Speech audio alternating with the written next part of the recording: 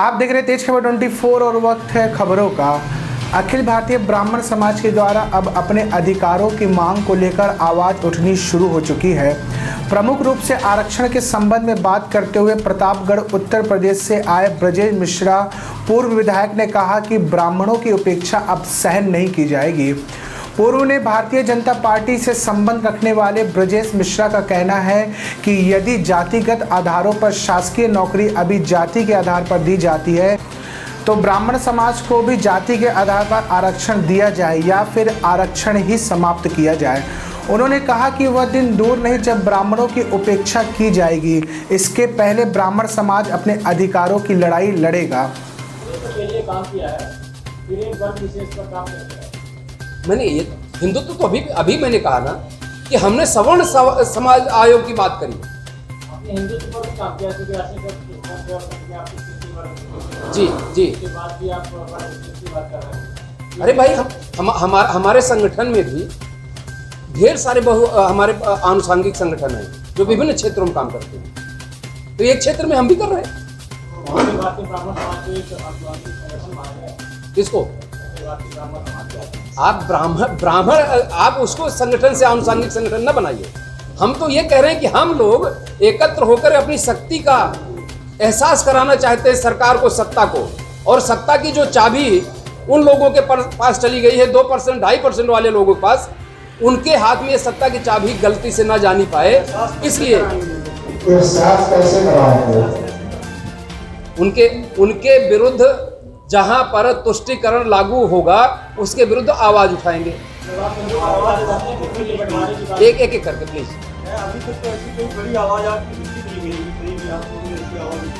जब आप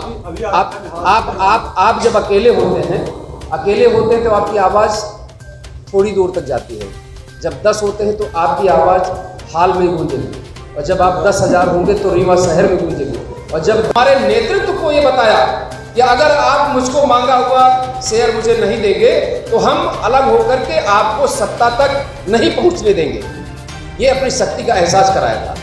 आज हमको ये बताना है कि 18% ब्राह्मण पूरे भारतवर्ष में है। 18% की हमारी आबादी 2% की आबादी उस पर भारी पड़ जा रही है। अगर भूमिहार, त्यागी और अन्य दक्षिण भारतीय उपजातियों का नाम और उनका हम जोड़ लें तो 22.5% आबादी पूरे भारत में ब्राह्मणों की है।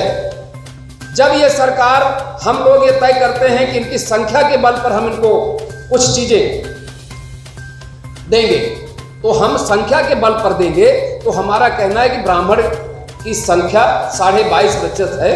हमको भी उतनी संख्या के आधार पर सभी सरकारी नौकरियों में, सरकारी जितने ऐसे संस्थान है जहां पर नौकरी दी जाती है, हमको भी 22.5% की का हक दिया जाए और नौकरियों में यह आरक्षण निश्चित किया जाए कि हमको अपनी जिसकी संख्या बारी उतनी उसकी हिस्सेदारी। ये छोटे छोटे दल बोलते थे, आज हम कह रहे हैं कि 22.5% की अगर हमारी संख्या है तो फिर हमको भी इतनी नौकरियां दी जाए। उस टाइम पर क्या आपने आरक्षण पर बात करनी विधानसभा में उठाई थी? आज आप ब्राह्मण समाज में सम्मिलित हुए, तब आज आप आरक्षण की बात कर रहे हैं। तब ये बातें हर 10 वर्ष पर आरक्षण को बढ़ाए जाने के लिए एक प्रस्ताव लोकसभा में सदन के माध्यम से आता था, लेकिन ये नहीं कहा जा सकता था कि आरक्षण परमानेंटली लागू कर दिया गया। ये 10 साल के लिए लगाया गया और तब भी 10 साल के लिए लगाया गया। आपने जो कहा है उसमें कांग्रेस सत्ता में थी, वो कभी भी इस बात को संवैधानिक स्वरूप नहीं दी है, हमने संवैधानिक स्वरूप दिया है। अब ये किसी भी रूप में पीछे हटने के लिए अवसर नहीं रह जा रहा है। अब हम विरोध कर रहे हैं, पहले हम विरोध नहीं कर रहे थे।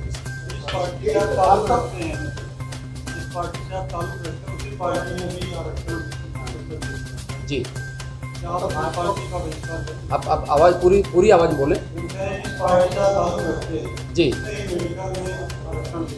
जी एक प्रमाण दूँ, हमने प्रतापगढ़ में हमारे यहाँ मेडिकल कॉलेज का निर्माण हुआ और उस मेडिकल कॉलेज का नाम सोनेलाल पटेल मेडिकल कॉलेज रखा गया।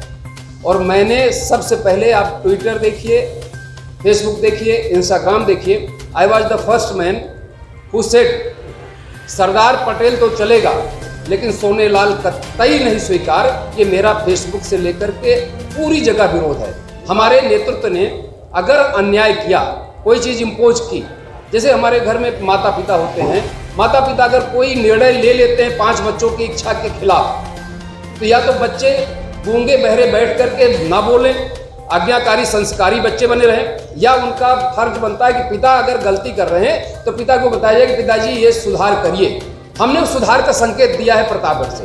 मैंने शुरुआत की है कि जिस व्यक्ति का प्रतापगढ़ में कुछ भी लेना देना नहीं, ना जन्मा, ना मृत्यु, ना कर्म क्षेत्र, कुछ भी नहीं, उसके नाम पर मेडिकल कॉलेज का नामकरण नहीं चलेगा।